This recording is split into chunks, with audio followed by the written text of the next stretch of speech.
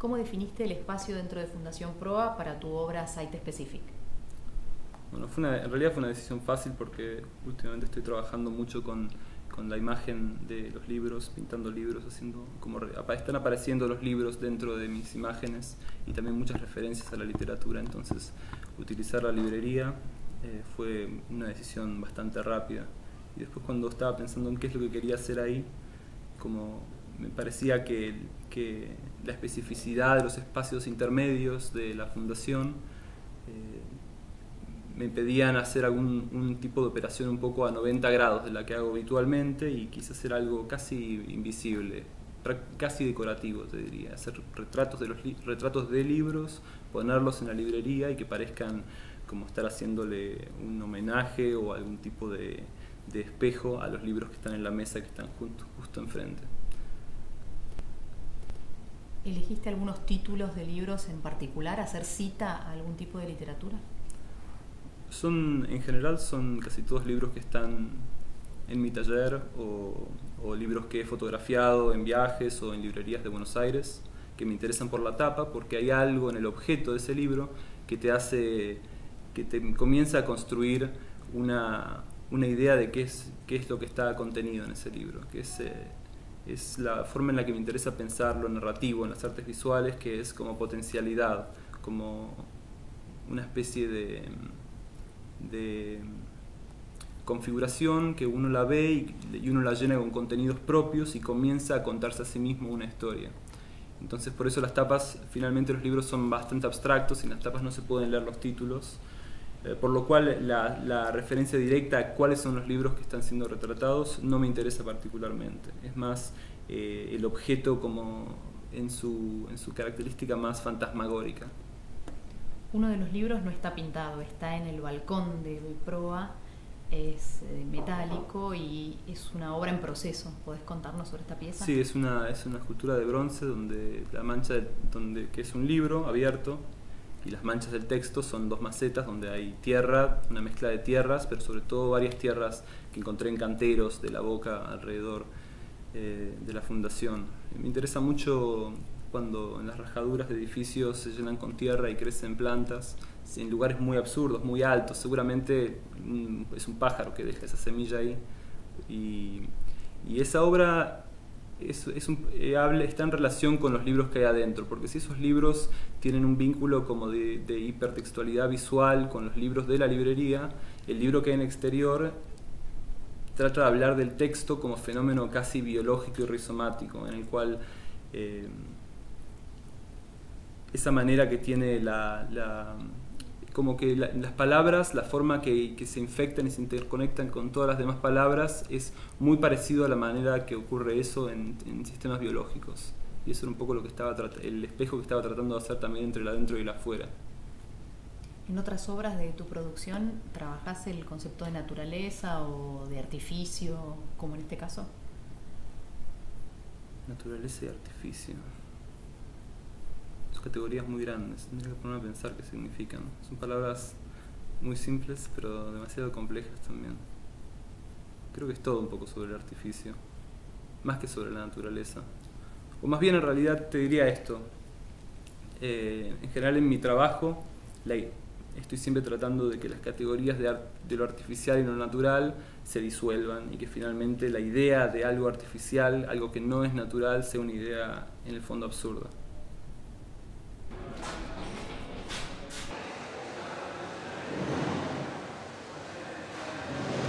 ¿Cómo definiste el espacio dentro de Fundación Proa para tu obra Site Specific?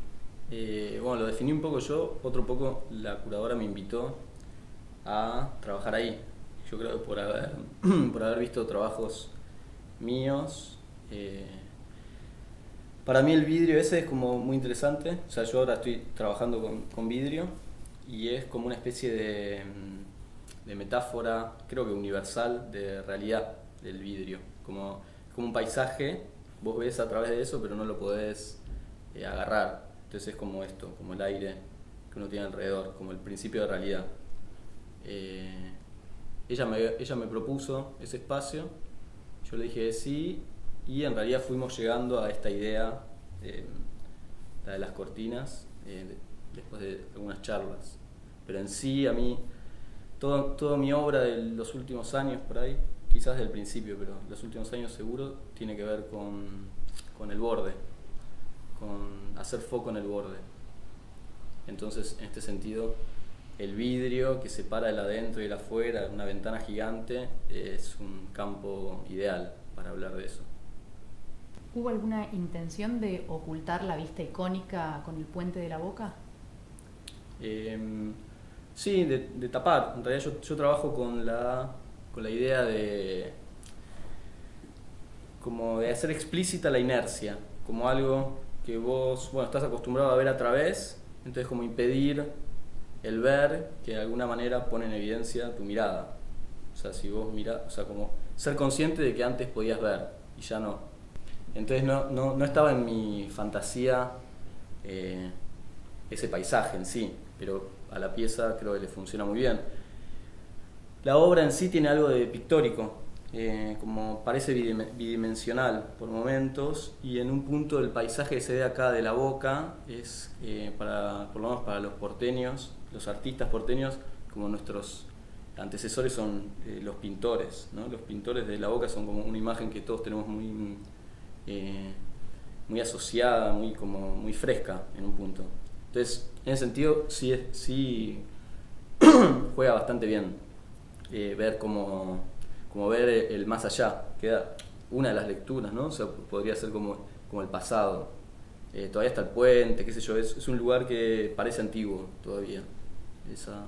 La vuelta de Rocha. ¿Cómo llegaron a la cortina de voile, que es casi como romántica, ¿no? Tanto en la cara de adentro como en la de afuera, en la exterior? Y la idea era trastocar el interior con el exterior. Y bueno, la cortina de voile es como una cosa muy delicada, de living, también asociada a nuestros abuelos por ahí, o algo, un living burgués, acogedor, no sé. Entonces ponerla del lado de afuera era someterla a todo, como que quede expuesta a la realidad, sería, al medio ambiente, ¿no? Estar como del lado de afuera. En un principio una de las ideas de la obra era trabajar con este borde, hacer de este borde algo más espeso y como si fuera una especie de espejo, tener una adentro y una afuera, y que la de afuera se vaya deteriorando con el tiempo y la de adentro permanezca perfecta, ¿no? Como al principio. De ahí viene un poco el nombre de la pieza, que es Decir sí, es un cuento de una obra de teatro de Griselda Gambaro, que es un diálogo en el que uno de los personajes no habla y es el que tiene el poder. Entonces, callando hace que el otro haga todo lo que el otro quiere, pero sin hacer un solo gesto. Entonces, en este sentido era este diálogo entre dos cortinas, una que se deshace intentando llegar por ahí a la otra, y la otra se mantiene como hecha piedra.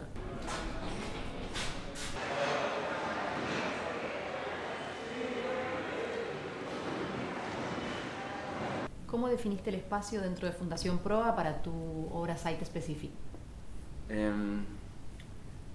Bueno, cuando vine acá a ver qué trabajo quería hacer, me acordé de una pieza que había hecho en 2008 que quería perfeccionar y replantear.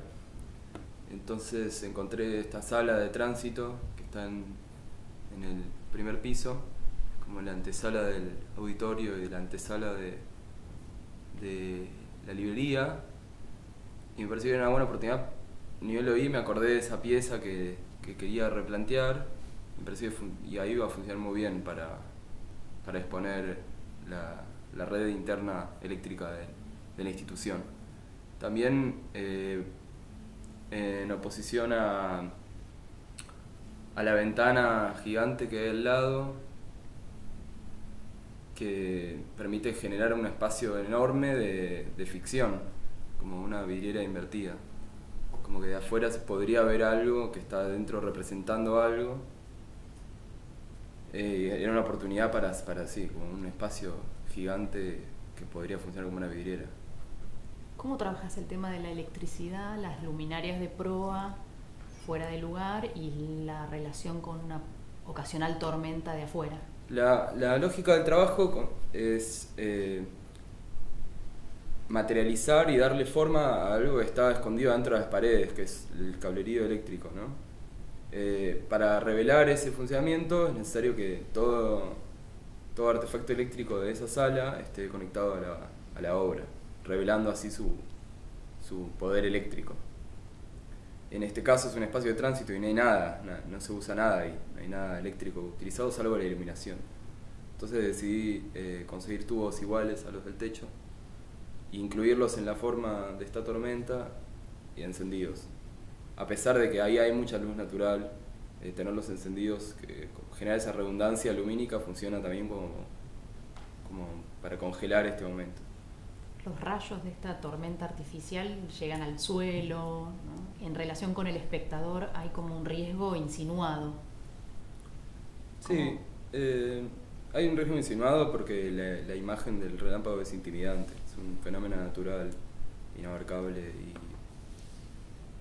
de los más poderosos probablemente. A mí me interesa mucho ese fenómeno natural porque es algo en donde la naturaleza cobra un extrañamiento que es esta disociación que hay entre la imagen y el sonido.